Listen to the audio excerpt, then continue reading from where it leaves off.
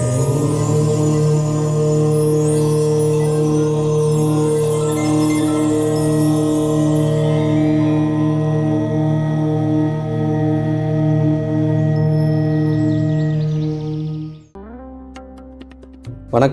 எல்லோரும் எப்படி இருக்கீங்க? நல்லா இருக்கீங்களா? நல்லா இருக்கணும். நல்லா இருக்கிறதுக்காக மட்டும்தான் ஜாதக பலனை பார்க்குறோமே. நிறைய பேருக்கு ஒரு சின்ன அட்வைஸ் இது. நிறைய பேர் விவரம் தெரியாமல் இந்த பீடி சிகரெட்டு இதெல்லாம் குடிச்சிட்டு அதை காலில் வச்சு, அதாவது செருப்பு போட்டுட்டோ இல்லை செருப்பு போடாமலே காலில் வச்சு மிதித்து அணைக்கிறாங்க. அது மிகப்பெரிய தப்பு. அது முக்கியமாக பார்த்திங்கன்னா மேசராசி, சிம்ம ராசிக்காரங்க, இல்லை சிம்ம லக்கணம், மேச லக்கணம், விருச்சிக லக்கணம், இவங்க விருச்சிக ராசி, இவங்க 3 ராசிநாதர்களும் செய்யவே கூடாது. ஏன்னா நெருப்புங்கிறது இவங்களுடைய சூரியனையும் செவ்வாயும் குறிக்கக்கூடியது. அப்போ இந்த ராசிக்காரங்க அதை மிதிக்கும் போது, அதாவது சனியை வச்சு அமுக்கிற மாதிரி அமைப்பு. ஸோ இவங்க வாழ்க்கையில் முன்னுக்கு வராமல் இருக்கிறதுக்கு அதுவும் ஒரு தடங்களாக ஏற்படுத்திக்கிட்டே இருக்கும். அதாவது நெருப்பை இவங்க கால்ட்டு மிதித்து அமைக்கிறது. சரிங்களா? ஸோ அது என்றைக்குமே பண்ணாதீங்க. அதாவது இவ்வளோ நாளாக பண்ணிட்டு இருந்தீங்கன்னா கூட அறியாமல் நிறைய விஷயம் நம்ம பண்ணுறோம். ஸோ அது இனிமேலும் பண்ணாமல் அதை பார்த்துக்கோங்க. புது வருடம் சித்திரை மாதம் பலனை பார்த்துடலாம். நம்ம சித்திரை மாதம் துலா ராசிக்கு எப்படி இருக்குன்னு நம்ம பார்த்துடலாம். துலா ராசியை பொறுத்தவரை இந்த மாதம் ஆரம்பத்தில் பார்த்திங்கன்னா உங்கள் ராசிநாதர் உங்கள் ராசிக்கு 6ல் மறைஞ்சிருந்தாலும் உச்சமாக இருக்கார். உங்கள் ராசிநாதர் மாதம் ஆரம்பத்தில் உச்சமாக இருப்பார். அதுக்கடுத்து பார்த்திங்கன்னா அவர் 11ஆம் தேதிக்கு அப்புறம் உங்கள் ராசிக்கு 7ஆம் இடத்துல உங்கள் ராசி பார்ப்பார். ஏன்னா 11ஆம் தேதி சித்திரை 11. சரிங்களா? சித்திரை 11 7ஆம் இடத்துல உங்கள் ராசி பார்ப்பார். இதனால் என்ன சிறப்புன்னு கேட்டிங்கன்னா, உங்கள் ராசி பொலிவு பெறுது. என்னென்னா எப்போவுமே தான் வீட்டை தானே பார்க்குற கிரகம் அந்த வீட்டோடைய தன்மையை, கௌரவம், அந்தஸ்து எல்லாத்தையும் வசதி கொடுக்கும். ஸோ அப்போ பார்த்திங்கன்னா உங்களுக்கு உங்கள் ராசினார் பார்க்காம இருக்க டைமில் 6ஆம் இடத்துல உச்சமாக இருக்கிறாரு. அதே நேரத்தில் உங்கள் ராசியை பார்க்கும்போது 11ஆம் தேதிக்கு அப்புறம் உங்கள் ராசி ஃபுல்லாக பார்ப்பார். இந்த மாதம் ஃபுல்லாகவே பார்ப்பார். அதுக்கு அடுத்து ஃபுல்லாகவே. ஸோ பார்த்திங்கன்னா உச்சமாக இருக்கார். இது மிகப்பெரிய யோகமாக இருக்கும். குரு 12ஆம் தேதி வரைக்கும் தான் பார்ப்பார். 12ஆம் தேதிக்கு அப்புறம் அதாவது சித்திரை 18 வரைக்கும் குரு பார்ப்பார். அதுக்கடுத்து பார்த்திங்கன்னா குரு பகவான் பார்த்திங்கன்னா உங்கள் ராசிக்கு 8ஆம் இடத்துல போய் மறைய போகிறாரு. மறைஞ்சி பார்த்திங்கன்னா உங்கள் ராசிக்கு 2ஆம் இடத்தை பார்ப்பார். 12ஆம் இடத்தையும் பார்ப்பார், 4ஆம் இடத்தையும் பார்ப்பார். ஸோ குருவாலேயும் உங்களுக்கு இந்த மாதம் எண்டில் உங்களுக்கு மிகப்பெரிய நன்மைகள்லாம் இருக்குது. அதை நான் சொல்கிறேன். ஏன்னா இவ்வளோ நாள் உங்கள் ராசியை பார்த்துட்டு இருந்தார். சரிங்களா? ஸோ உங்களுக்கு உண்டான கௌரவம், அந்தஸ்து எல்லாமே கிடைச்சிருக்கும். இனிமேல் பட்டு குருவால் பொருளாதார இம்ப்ரூவ்மெண்ட் ஆகும். ஸோ அது நல்ல விஷயம் தான். 6 குடையவர் 8ஆம் இடத்துல போய் மறைகிறது யோகம் தான். ஏன்னா அவர் 6 குடையவர். உங்கள் ராசியை பார்த்து உங்களுக்கு நான் கௌரவம், அந்தஸ்து எல்லாம் கொடுத்துருந்தாலும் கூட ஒரு 6ஆம் வீடு ஆதிபத்திய பார்த்திங்கன்னா கெடுபலான ஆதிபத்தியம். அது நல்ல ஆதிபத்தியம் கிடையாது. சரிங்களா? ஸோ இப்போ 8ஆம் இடத்துல போய் மறையும் போது உங்களுக்கு யோகமாகவே அமையும். அதை பொறுத்தவரை. ஸோ உங்கள் ராசிநாதர் நல்லா இருக்காங்க. இந்த மாதம் ஃபுல்லாகவே சூப்பராக இருக்குது.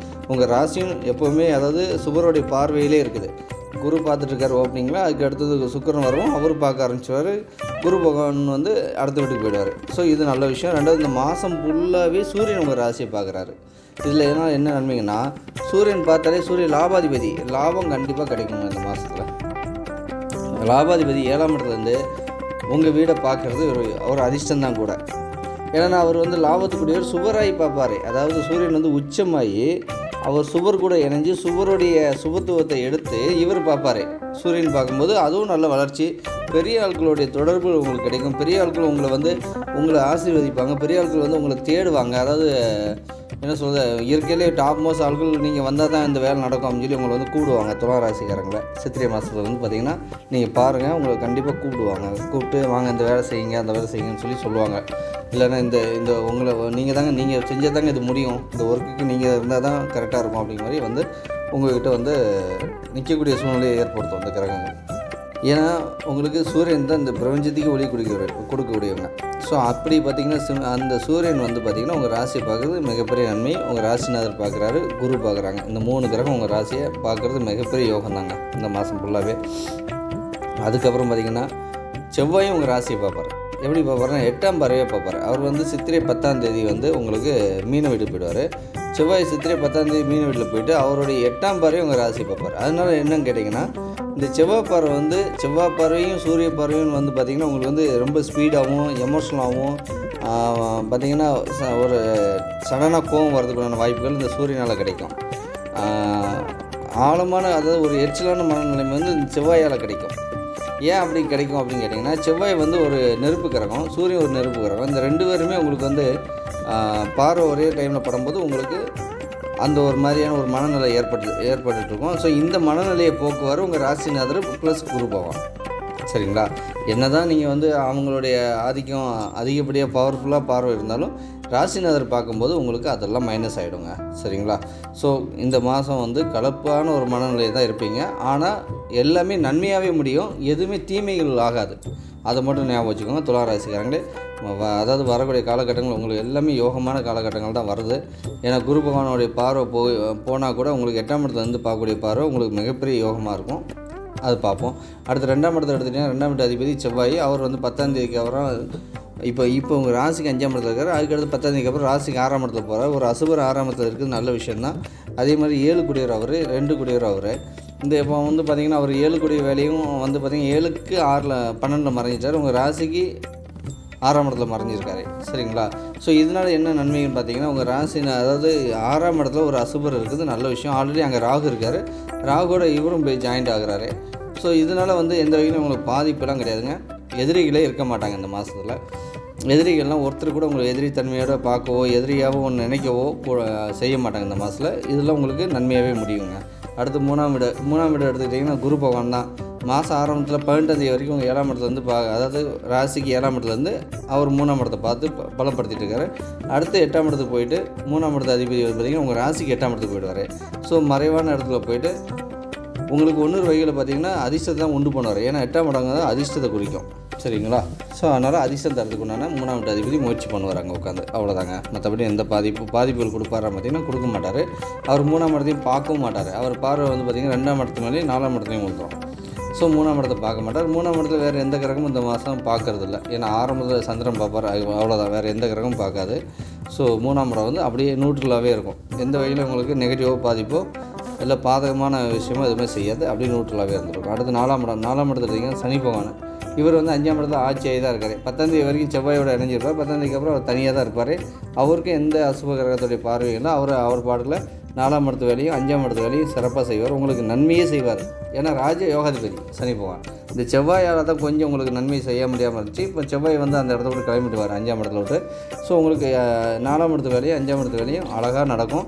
இதுக்கப்புறம் பார்த்திங்கன்னா ஒரு வாகனம் வாங்குறதோ இல்லை வீடு வாங்குறதோ இடம் வாங்குறதோ இதெல்லாம் நடக்குங்க. ஏன்னா இவனால் ஏன் செய்யலை அப்படின்னா மற்ற கிரகத்தோடைய டிஸ்டன்ஸ் முதல்ல சூரியன் வந்து அவர் வந்து கொஞ்சம் டேமேஜ் பண்ணார். இப்போ செவ்வாய் டேமேஜ் பண்ணிட்டுருக்காரு சனி பகவானை. இப்போ செவ்வாயும் போனதுக்கப்புறம் இனிமேல் அவர் ஃப்ரீயாக இருப்பார் சனி பகவான். உங்களுக்கு நன்மையை செய்வார். ஏன்னா சனி எல்லாத்துக்கும் கருத்து செஞ்சாலும் உங்களுக்கு நன்மையை செய்யுங்க. குழந்தைங்களால மிகப்பெரிய நன்மை கிடைக்கும். ஏன்னா 5ஆம் இடத்துல இருக்கார்ல, அதனால் மிகப்பெரிய நன்மை கிடைக்குங்க. அடுத்து 6ஆம் இடம். இந்த 6ஆம் இடத்துலங்கன்னா குரு பகவான் உடைய குரு வந்து பார்த்திங்கன்னா உங்கள் ராசிக்கு 7லையும் அடுத்து 8லையும் போக போகிறாரு. ஸோ வந்து இப்போ அந்த 6க்கு 2ஆம் இடத்துலையும் அடுத்து 3ஆம் இடத்தையும் போக போகிறார்.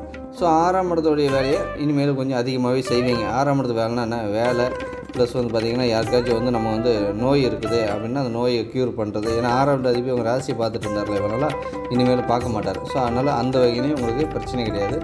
ஏதாவது நோய் இருந்திருந்தால் கூட அந்த நோயை வந்து க்யூர் ஆகும். 6ஆம் வீடு வேறு சுத்தமாக கெட்டு போயிடும். ஏன்னா வந்து ராகு இருக்கார். இப்போ செவ்வாய் உள்ளே போயிடுவார். இந்த சுக்கிரன் வெளியில் வந்ததுக்கப்புறம் பார்த்திங்கன்னா 6ஆம் வீடு வந்து சுத்தமாக கெட்டு போயிடும். அதனால் எந்த வகையிலையும் பாதிப்புகள் இருக்காதுங்க. எதிரிகள் எல்லாமே இல்லாமல் ஆகிடுவாங்க. சரிங்களா? ஸோ அது நன்மையாகவே முடியும். அடுத்து 7ஆம் இடம். இந்த 7ஆம் இடத்துல சூரிய பகவான் இருக்கார். 7ஆம் வீட்டு அதிபதி முதல்ல அவங்க ராசிக்கு 5லையும் அடுத்த 6ஆம் இடத்துலையும் இருக்கார். ஸோ 7ஆம் வீட்டு அதிபதியால் பாதிப்பது இல்லை. 7ஆம் வீடை பொறுத்தவரை சுக்கிரன் குரு சூரியன் இந்த 3 பார்வை இந்த மாதம் ஃபுல்லாகவே மாறி மாறி விடுங்க. முதல்ல குரு பார்வை வந்துட்டுருக்கோம். அடுத்து வந்து சுக்கிரனும் குருவும் சேர்ந்து பார்ப்பாங்க. அடுத்து வந்து 8 நாள் கழித்து குரு போயிடுவார் 18ஆம் தேதி. அடுத்து சூரிய பார்வையும் சுக்கிர பார்வையும் இந்த மாதம் ஃபுல்லாக விடுங்க மிச்சம். ஸோ உங்களுக்கு ஒரு நன்மையாகவே இருக்கும் இந்த 7ஆம் இடத்தை பொறுத்தவரை. அதாவது கணவராக இருந்தாலும் மனைவியாக இருந்தாலும் அவங்களால மிகப்பெரிய நன்மைகள் கிடச்சிட்ருக்கும். சரிங்களா? அடுத்து 8ஆம் இடத்தை எடுத்துட்டிங்கன்னா குரு போக போகிறாரு. ஸோ உங்களுக்கு மேன்மையான அமைப்பு. 8ஆம் வீட்டு அதிபதி தான் உங்களுக்கு வந்து சுக்கிர பகவான் ராசிநாதரே. ஸோ அவரும் வந்து பார்த்திங்கன்னா ராசியில் 6லையும் அடுத்து 7லையும் இருந்து உங்கள் ராசியை பார்க்க போகிறார். 8ஆம் வீட்டு வழியாக உங்களுக்கு அதிர்ஷ்டமும் கிடைக்க வாய்ப்புகள் இருக்குது. அதிகப்படியாக வாய்ப்பு இருக்குங்க. சாதாரண இல்லை. ஏன்னா ராசியும் சுபத்தமாக போகுது. பிற்பாதியில் கம்பல்சரி அதிர்ஷ்டம் இருக்குது. அடுத்து 9ஆம் இடம். இந்த 9ஆம் இடத்துல தான் வந்து பார்த்திங்கன்னா உங்களுக்கு வந்து 9ஆம் வீட்டு அதிபதி புதன் பகவான். அவர் 11ஆம் தேதி வரைக்கும் 12ஆம் தேதி வரைக்குமே அவர் வந்து பார்த்திங்கன்னா உங்களுக்கு வந்து வக்கரகதியாக இருப்பார். அதாவது நீச வீட்டில் வக்கரகதியாக இருக்கும்போது உச்சத்துக்கு நிகரான பலத்தோடு இருப்பார். 12ஆம் தேதிக்கு அப்புறம் அவர் ஃபுல் அண்ட் ஃபுல்லு நீசம் தான், நேர்கதியாகிடுவார். நீசமாகவே இருப்பார் 27ஆம் தேதி வரைக்கும். ஸோ அப்போ இந்த மாதம் சித்திரை 27 வரைக்கும், அப்போ இந்த மாதம் எண்டு வரைக்குமே. ஸோ 12 அப்புறம் இந்த 9ஆம் வீடு பாக்கியஸ்தானம் வந்து உங்களுக்கு பெருசாக வேலை செய்யாது. பெரிய லெவலில் பாக்கிய வீடு வந்து எந்த வகையிலையும் கெட்டு போகலை. செவ்வாய் பார்வை மட்டும் தான் விழுது, மற்ற சனி பார்வை சேர்ந்து விழலை, அதனால் பிரச்சனை இல்லைன்னு வைங்களேன். ஸோ அதே நேரத்தில் உங்கள் பாக்கியாதிபதி சுத்தமாக டேமேஜ் ஆகிருப்பார், ராகு கோடியும் செவ்வாய் கோடியும் சேர்ந்து. ஸோ அதனால் இந்த மாதம் வந்து பாக்கியமோ இல்லை சொந்த ஊருக்கு போகக்கூடிய வாய்ப்புகளோ எல்லாம் அமையாது. கொஞ்சம் மனசு கொஞ்சம் ஒரு விதமான ஒரு நெருடலாகவே தான் இருக்கும். அட்ஜஸ்ட்மெண்ட் பண்ணிக்கோங்க. அது புதன் வந்து அந்த இடத்த விட்டு பயிற்சி ஆகும்போது உங்களுக்கு நல்லாயிருக்கும். சரிங்களா? அது வந்து பார்த்திங்கன்னா சித்திரை 27 தான் பயிற்சி ஆவார். அது வரைக்கும் அவர் வந்து அந்த இடத்த, அதாவது உங்கள் ராசிக்கு 6ஆம் இடத்துல தான் இருப்பார். 9 குடிகள். சரிங்களா? கெட்டு போய் தான் இருக்கார். அதனால் என்ன பாதிப்புனா, இந்த மிதுன ராசிக்காரங்க கன்னி ராசிக்காரங்களுக்குலாம் இந்த மாதம் வந்து பெருசாக ஒர்க் அவுட் ஆகாதுங்க. பெரிய லெவலில் பாதிப்புகள் வந்து, அதாவது பெரிய லெவலில் நன்மைகள் இருக்காது. 12 அப்புறம் கொஞ்சம் பாதிப்புகள் தான் போயிட்டுருக்கும். இதுதான் உண்மை. எவ்வளோ நாளைக்குன்னா 27 வரைக்கும், சித்திரை 27 வரைக்கும். அதுக்கப்புறம் ஃப்ரீ ஆகிடுவாங்க. சரிங்களா? அதுக்கடுத்து செவ்வாய் வீடு, அடுத்த ரிஷப வீடு அப்படியே வந்துடும், மாறி மாறி வந்துடும். அப்புறம் பார்த்திங்கன்னா 10ஆம் இடம், இந்த 10ஆம் வீட்டு அதிபதி பார்த்திங்கன்னா சந்திர பகவான் மாதம் ஆரம்பத்தில் உங்கள் பாக்கியஸ்தானத்தில் தான் இந்த மாதம் வந்து வளர்பிரியாக தான் ஸ்டார்ட் பண்ணுறாரு. அவரால் எந்த பாதிப்பு இல்லை. பௌர்ணமி இப்போ அவங்க ராசியில் தான் இந்த மாதம் பௌர்ணமி ஆவார். துலாம் வீட்டில் தான் பௌர்ணமி ஆகும். நல்லா சூப்பராக இருக்கும். அந்த டைம்லாம் பார்த்திங்கன்னா ஏதாவது முயற்சி எடுத்திங்கன்னா அந்த டைமில் எடுங்க, பெரிய சக்ஸஸ் கொடுக்கும். அப்படியே வந்து பார்த்திங்கன்னா அது படிப்படியாக தேவையாக போகும். அவரால் எந்த வகையிலையும் உங்களுக்கு 10ஆம் வீட்டு அதிபதியால் பாதிப்புகளே இல்லைங்க. சூப்பராக இருப்பீங்க. அடுத்து 11ஆம் இடம், இந்த 11ஆம் வீட்டு அதிபதி தான் உச்சமாகி உங்கள் ராசியை பார்க்குறாரு. அது மிகப்பெரிய யோகம்.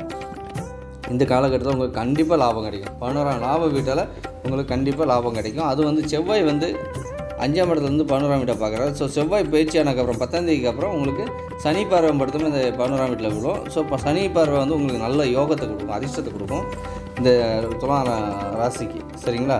ஸோ அதனால் 7 கோடி ராசியும் பார்க்குறது, இந்த சனி பகவான் வந்து 11ஆம் வீட்டை பார்க்குறது உங்களுக்கு யோகந்தமே தவிர பாதிப்பு எதுவும் கிடையாது. கண்டிப்பாக 10ஆம் மேலே அதிர்ஷ்டம் காத்துட்ருக்குங்க. அடுத்து வந்து பார்த்திங்கன்னா 12ஆம் இடம், இந்த 12ஆம் வீடு அதிபதி தான் உங்களுக்கு வந்து வக்கரமாகி உச்சத்துக்கு நிகரான நிலைமையில் இருப்பார் புதன் பகவான் 11ஆம் தேதி வரைக்கும். அதுக்கு அடுத்து பார்த்திங்கன்னா வக்கரம் நேர்கதி ஆனதுக்கப்புறம் நார்மல் கதியாக இருந்து 12ஆம் இடத்தை பார்ப்பார். ஸோ 12ஆம் இடத்துல வந்து பார்க்கும்போது எந்த வகையிலையும் பாதிப்பு இல்லை. 11ஆம் தேதி வரைக்கும் 12ஆம் தேதி வரைக்கும் உங்கள் சுக்கிரனுடைய பார்வையும் நல்லா பலமாக விழும் 12ஆம் இடத்து மேலே. அதுக்கு அடுத்து புதனுடைய பார்வை விழுந்துக்கிட்டே இருக்கும் அந்த மாதம் எண்டு வரைக்கும். அது புதன் மட்டும் இல்லை, செவ்வாய் பார்வையும் விழும், ராகு பார்வையும் விழும். அதனால் எந்த வகையிலும் பெருசாக பாதிப்புலாம் இல்லைங்க. சரிங்களா? இந்த மாதம் நீங்கள் வணங்க வேண்டிய தெய்வம் யாருன்னு பார்த்தீங்கன்னா கண்டிப்பாக சுக்கிர பகவானை வழிபாடு பண்ணணும். ஏன்னா அவர் வந்து ராகுவை வந்து கிராஸ் பண்ணி தான் வருவார்.